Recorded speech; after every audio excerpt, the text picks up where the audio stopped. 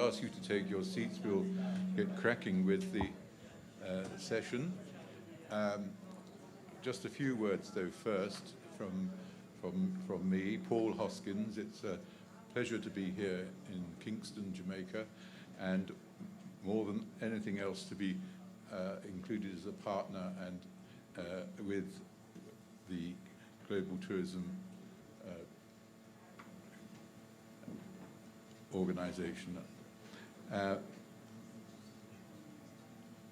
Honourable Edmund Bartlett, the Minister of Tourism, and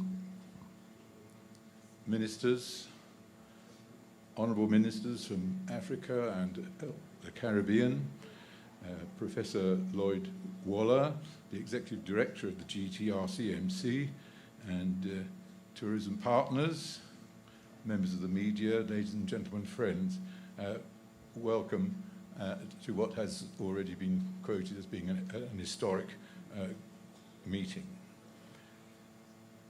The ITIC is an investment and tourism advisory service, and we also organize conferences. And we're delighted to share the very first day of the conference here for the next 3 days with our Caribbean Tourism Investment Summit, rethinking investment in tourism through sustainability and resilience. And to start us off, it's my very great pleasure to invite Mr. Peter Greenberg of CBS News to come onto the stage together with the Honourable Minister Edmund Bartlett for their fireside chat. You have to imagine the fires glowing there in front of the screen. Thank you. Well, good morning, everybody. Can you hear me okay? Great. Well, this is called a fireside chat, but that would be in violation of carbon footprints, so we'll just get right to our talk. And yes. Minister Bartlett, first of all, thank you for putting all this together. Thank you for having me back to a country that I like to call my second home. We go back a long time, you and I. But I guess in order to come up with a true definition of terms here, you know, in the traditional definition of the word resilience, it was sort of like the capacity to respond or the speed of response. Now you have to add something to that, the capacity to anticipate and the speed of preparedness. Right. And, you know, the Prime Minister pointed out so many different areas, whether it's natural disaster, pandemic, terrorism, cyber problems, or political, or just things that you cannot anticipate. This was born out of COVID, but actually it started way before that. So if you could, just so we get this started, give me your definition of resilience. Well, resilience, I think, is the capacity to anticipate, mitigate, manage, recover quickly, and thrive. The essence of that, of course, is in perhaps 2 words: bounce back. And so bouncing back is very ineffectual if it isn't energized. And what energizes bouncing back is the capacity to recover and thrive. If you can't thrive, then we have a problem. Now, the average country that experiences disruption is thrown back in time. In most instances, they've lost GDP at a rate and a level that it's not redeemable in the short space of time. In some countries, with a little more capacity, we're able to recover and recover relatively quickly. But in almost every instance, and we in the Caribbean know that very well, disruptions have come, earthquakes, hurricane hit us. In Barbuda, we lost the entire island, as it were, to Hurricane Irma and Maria when that came through. In Dominica, we had 98% of the GDP loss. In Puerto Rico, we had 60% of the GDP loss. Haiti, we remember when we had the earthquake 12 years ago, My God, we have not even... Almost 13 years ago, 2010, right? Well, Yeah. we had one, I think, 10, 12 years ago as well, yes. And we have not recovered. And recovery has been slow, tedious, painful, and long. And in a lot of instances, the process has led to a level of dislocation of the social and economic fabric of the country that's almost irreparable. Well, when you have tourism-dependent economies and you have a natural disaster, that destroys the infrastructure and the economic base almost instantly. Absolutely. And so what we're trying to do here in discussing capacity building is to enable, firstly, individuals to understand what the responsibility is with regards to your own capabilities to predict, to respond, and more importantly, to build in relation to the expectations. For example, if we are in an earthquake zone, then you have to build in order to respond to the movement of the earth when it happens. California has known that well. Los Angeles does it well. Japan does it well. And some of us are learning to do it. Our friends in Turkey didn't do it well. So what we're saying is that But they knew about it. But they knew about it. But well, I'm not so sure. The birds knew, perhaps. I'm not talking about the instant before. I'm talking about the underlying situation. Yes. You talk about anticipating. This was not the first earthquake in Turkey. Absolutely, quite correct. Yeah. But what didn't happen is the capacity was not built to respond and to respond in a manner that when the second one came, the disruptions would be minimal. So part of what resilience is to build that capacity to mitigate the effect, the impact of what is to come. And then when it comes, to be able to manage it well, and to recover quickly, and then to thrive afterwards. Of course, if you're talking about the capacity to anticipate, that requires an investment. It does. And in fact, it does involve a lot of intellectual rigor as well. A lot of work has to be done by way of research and study, a lot of data mining and analytical work to be able to predict, and to predict with some level of accuracy as to when and why and where and how. We at the Global Tourism Resilience and Crisis Management Center started thinking through establishing something of a observatory, where what you do is to be able then to forecast, to look at what are the conditions that give rise to certain things. And then if you can follow those, you'll be better able to predict when it is likely to come. Our meteorologists do a good job with predicting hurricanes in our space. And as a result of which, they could tell us a number of things that we need to do in anticipation in order to mitigate and hopefully then to manage when it comes, depending, of course, on the ferocity of it. We're now getting hurricanes that are off the chart. You know, when a hurricane literally devastates an entire country, like we saw with Barbuda, it was just a piece of rock left in the sea after the hurricane passed. So when it happens like that, and our friends in Puerto Rico were saying, my God, this feels like an earthquake. The force of the wind against the buildings and so on was like an earthquake, they said. That sort of ferocity is difficult to predict. But if you have enough knowledge as to what to do, you will be able to mitigate to a large extent, but more importantly, the impact would not be as devastating.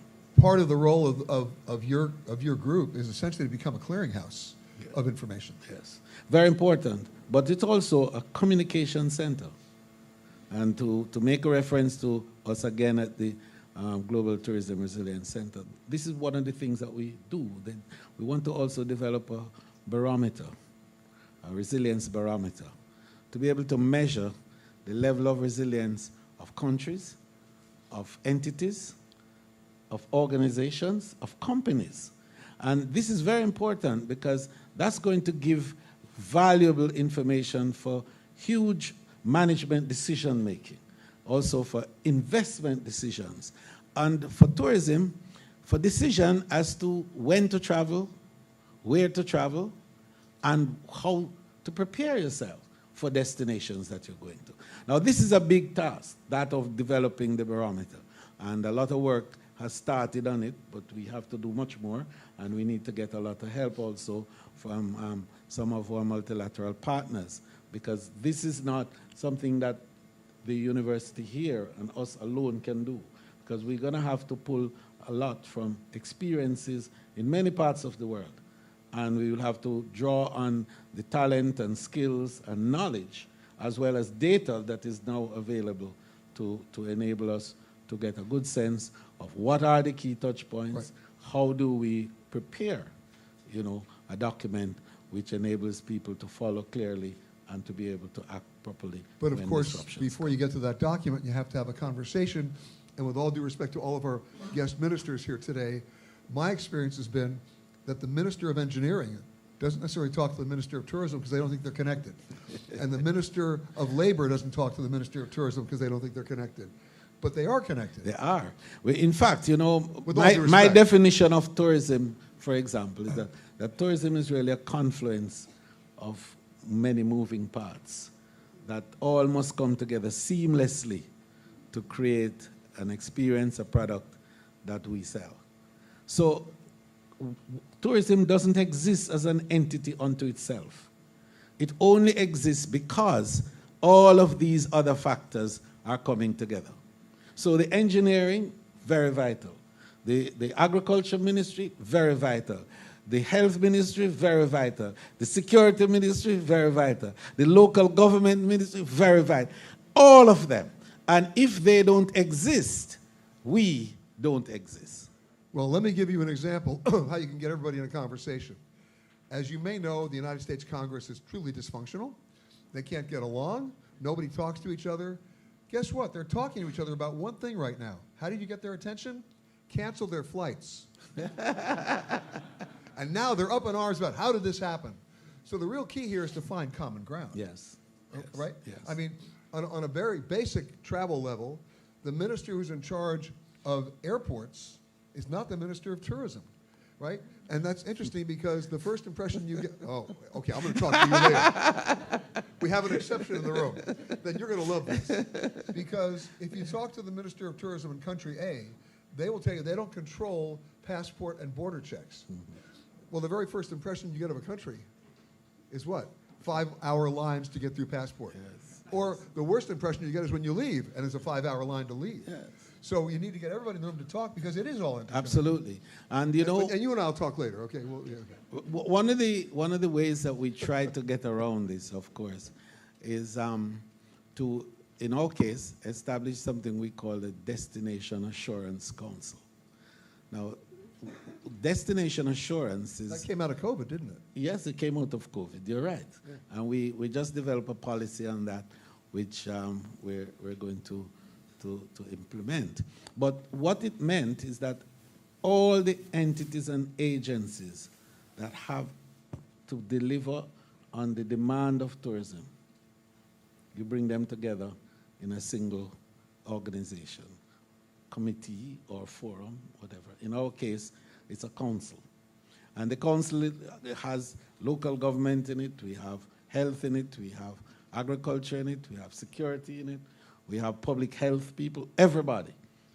And it's chaired by a tourism person. And the job of that is to ensure that all the moving parts that must come together to create a seamless tourism experience for the visitor is brought together in one place for discussion. So once a visitor comes, we recognize, yes, you have to deal with safety on the road. So somebody's there to deal with safety on the road. You have to deal with public health issues, somebody's there. You have solid waste removal and management, somebody's there from solid waste. And also, because Is there somebody there from traffic? Somebody's there from every... I just thought I'd mention traffic. Okay. Traffic, yes. Road that's management. That's true resilience. Yes. Here, yeah. So we are satisfied that the effort is made to bring all the parties together. Now, whether we get the results that you want every time is another discussion. Well, it all gets down, yeah, but it all gets down to money, which brings me to my next question. We talked about an investment to be able to, the capacity to anticipate. You have a Minister of Finance who collects taxes. Are there tax incentives for those in the private sector to make sure that the investment is made to anticipate? Right. Well, you know, it's interesting that the whole business now of public policy for the legislative and regulatory framework to be established to ensure that there is compliance to the rules of engagement, because resilience building is also tied up into the whole issue of the rules of engagement and whether there's compliance to these rules. But, you know, but more than just compliance, Edmund, it's if you're going to build resilience, you have to make the case that it also builds the economy. Indeed. And in fact, the economy knows that when disruptions come, they are the first casualty. So it is almost self-serving to be incentivizing the proper procedures and methods. Which goes back which, to my which question we about do. tax So incentives. so or some sometimes kind of, it's not straight tax incentives. It is building capacity to manage better these processes. You know, my take on it is that it is not always about a tax incentive that drives efficiency and high levels of production and productivity. It's efficiencies that are derived from competence and competition. and good competition, but competition finds its way through competence and through efficiencies. And so the more efficient you are, is the more competitive you will be. And that's good for the economy. That's good for everyone. So then the question becomes, you're all aware of the environment in which you live. You understand that you're in a hurricane zone or in an earthquake zone or in a tornado zone for those people who live in Kansas. And so you have to say at that point, okay, now that we know this, right, how do we build for that? Right. Now, you learned certain lessons. After the Hurricane Katrina in New Orleans, they built up the levees. That's correct. Okay, but what is going on right now in the Caribbean, where you are so dependent on travel and tourism, to make sure that we can't anticipate the ferocity of the storm? We just know there's going to be a few, right? It's inevitable. So what investments are being done now that you are communicating to the world as a model for their behavior elsewhere?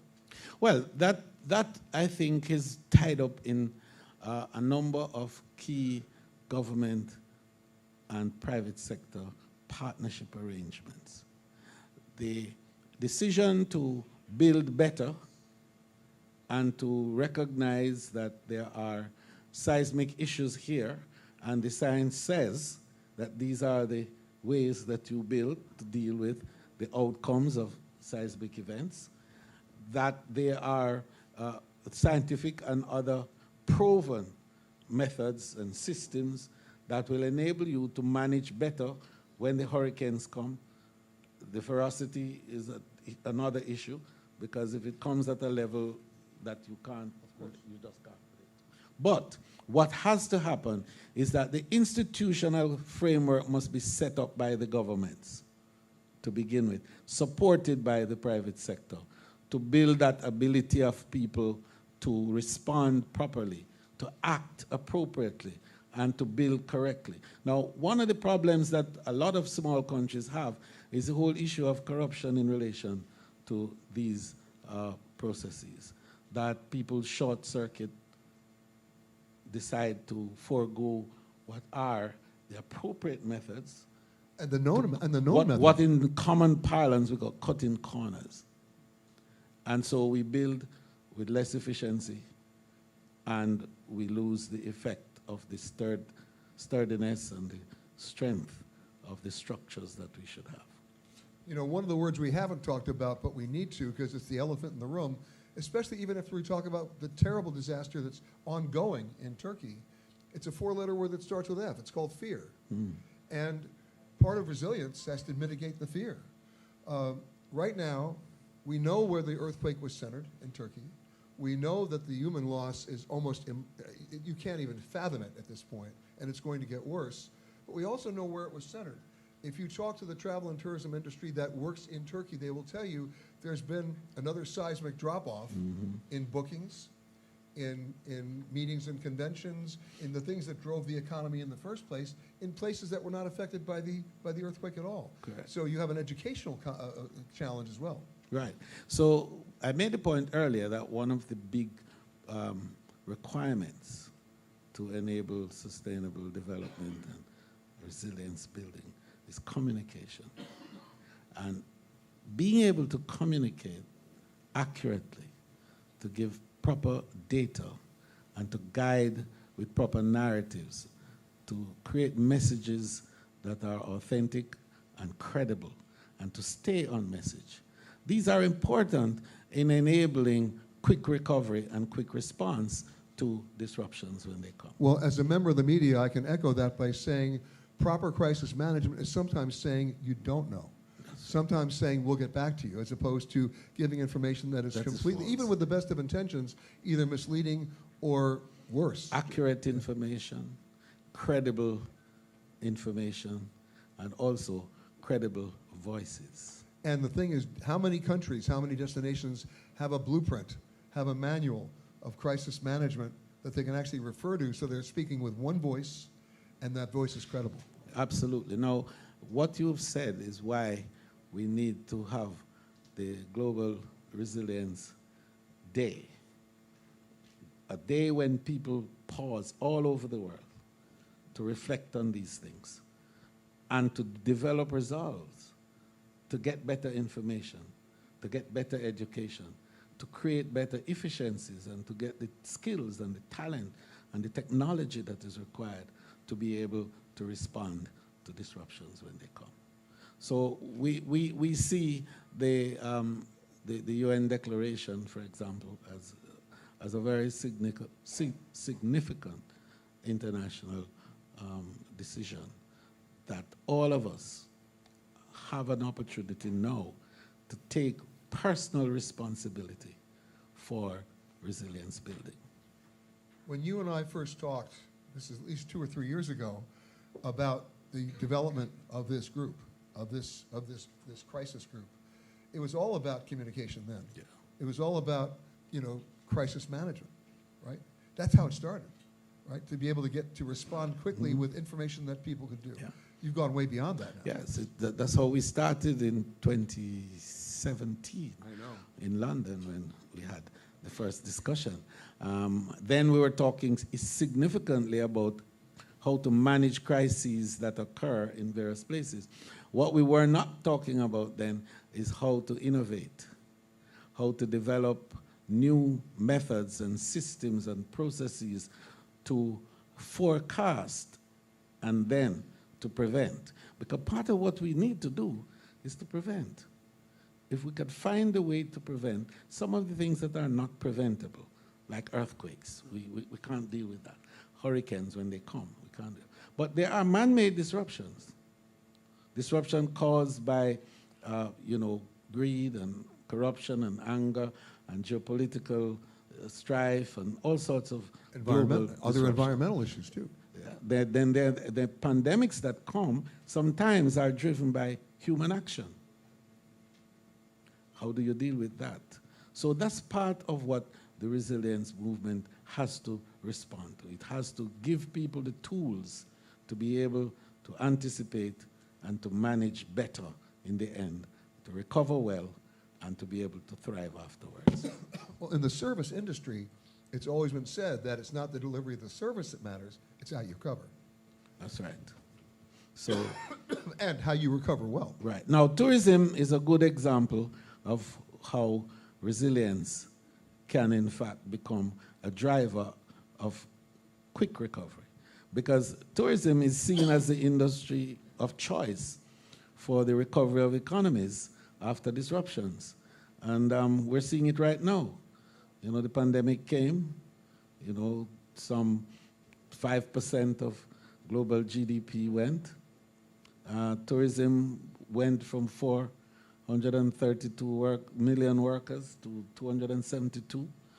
You know, we lost GDP for Jamaica, for example, 20% of our GDP went down. But quickly after, because we were resilient, because we had already from even before the world declared a pandemic, we had set up our team to look at crisis management and to begin to prepare Jamaica for a possible fallout. And then when the world went into that mode of lockdown in March of 2020, by then Jamaica had established a recovery task force because we already knew that this is going to come. We didn't know a pandemic would be of worldwide proportion, but we knew that enough was happening to cause disruptions within the industry. So we established a recovery task force immediately. And that recovery task force first job was to develop a series of protocols to manage this disruption. And we ended up with a document of some 300 pages of touch points, as science said, touch points as the WHO indicated, touch points as our experience was dictating.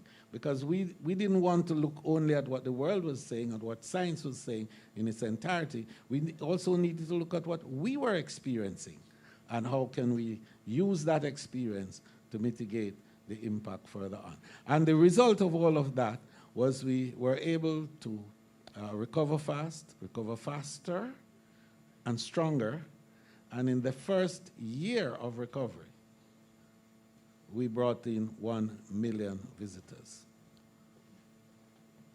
And by the time, and this is important to note, and by the time the world said that, okay, we are now open again for business, Jamaica was able to experience economic growth, and the growth that we had for 9 consecutive quarters. Because you were better prepared. Because we were better prepared. But you know, there's something else that happened during the pandemic that we're just finally realizing now, and that is another component part to resilience, and that's traveler behavior changes and traveler behavior expectations. Yes. What we've seen so far is that during the pandemic, everybody was talking about pent-up demand. I think that's a little bit of a myth. There was always demand, but it got refocused. And it got refocused that most travelers did not want to buy material goods anymore. They didn't want to buy cars or clothing or jewelry or electronic items. They wanted to buy experiences. Yeah. And so which countries were better prepared, which destinations were better prepared to deliver those experiences in that bounce back category? Right, and those countries that were better prepared, you notice the numbers for them have improved. I don't want to make any comparisons. Oh, go ahead. They're all friends here. Yeah, but certainly the Caribbean as a region recovered faster and bounced back better than any other in the world. I mean, we had up to last year, or last figures that came out show that the region, the Caribbean, was about 80% recovered for tourism. In case of Jamaica, we were 97% recovered at the end of this year. And now we are, for this year so far, we are 5% ahead of 2019, January to February so far. So you have made comparisons. So it's happening. And when we look at what's happening in other places, yes, it's there. But there are other places that have not. Asia, for example, have not. And Africa hasn't either. And so we have to look at, okay, now, what level of readiness and how do we now ensure that our partners across the world become ready? And that's what this conference is all about. Well, one of the things we'll talk about a little later in one of my other panels is on airlift and connectivity. Yes, which is of course. a big factor in all That's this. a big factor. Certainly, it's a huge one for tourism in general, because that's what we do. It's travel and tourism. And travel has even a larger portion of the income and earnings from tourism overall. Than tourism. Right. So we have to, in the case of small island states such as ours, we don't swim to destinations, right? You need air connectivity. If anything comes out of this conference, it's that. No swimming. Okay. So airlift is becoming the critical element for all of us. Well, it's airlift and connectivity within the region. Right, but airlift and connectivity, our region is a little different because we are a kind of an archipelago, and we have islands. We don't have landmass where we have borders and so on. So you could take a train from Cayman to Jamaica, or you could take. You have to fly, or you come by boat, by sea. Now that mode of transport in the world today is less utilized, only for cruise mainly. But it's airlift. Airlift is about 90% of global travel.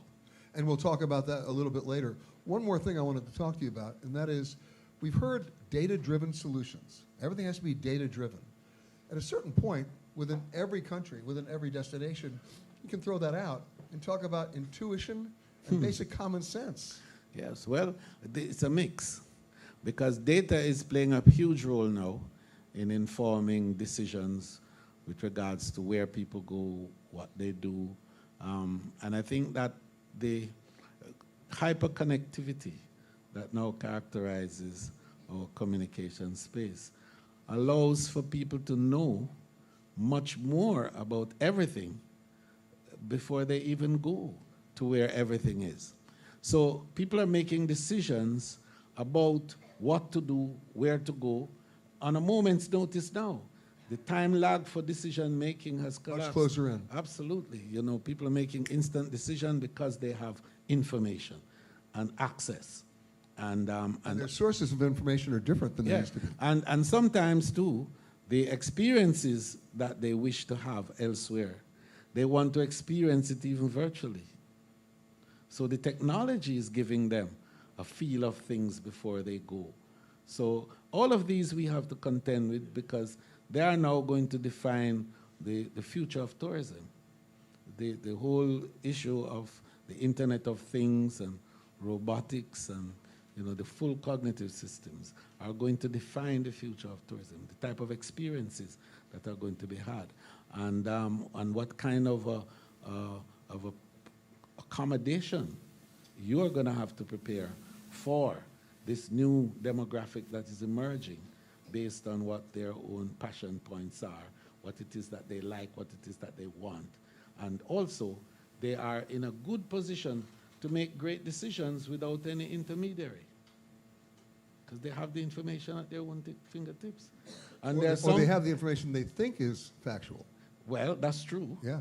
Because sometimes the information flow is so diverse. But the one thing that's not arguable is the speed of that flow. Well, that's correct. And that's the real thing that, in terms of resilience and basically adapting, is the real challenge. Right. And the bigger challenge for us now is to really get the knowledge available to everyone. That's the challenge. And credible information. Right. But the knowledge, hopefully, will give them the capacity to convert and to bring more practical applications to the things that they know. And once they're able to do that conversion, we can have innovation, and we can be able to anticipate better and to respond better. And part of that, of course, is the foundation of the organization. Indeed. And so the Global Tourism Resilience and Crisis Management Center, now reaching out to other countries across the world, is expanding the scale, scope, and range of information flow and enabling more people to become involved in the process of determining what is necessary for their own situation and not necessarily what we are broadcasting to them as a whole. And I think this is a critical part. It's all about appropriate application. What is necessary for you in your location to be able to respond and to bounce back after You disruptions. see that guy over there? Yeah, he's telling us we're He's talking telling us too we gotta long. go. Ladies and gentlemen, Mr. Edmund Bartlett. Yeah, thank you.